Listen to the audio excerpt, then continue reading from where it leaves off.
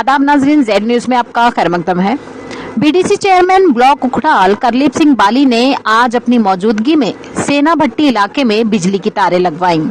इलाके के लोगों ने चेयरमैन के इस काम की तारीफ की और उनकी अनथक मेहनत जो वो लोगों के लिए कर रहे हैं उसकी भी तारीफ की।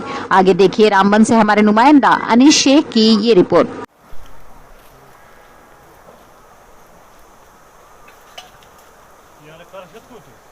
Daí tá no que diz.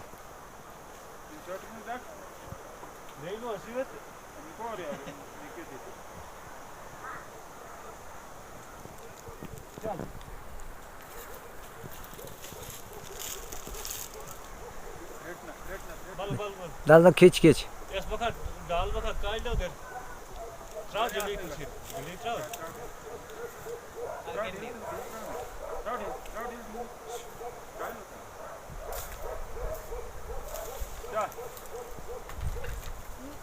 चल दे जा बस तू बस वालेस नॉर्मल सीटियां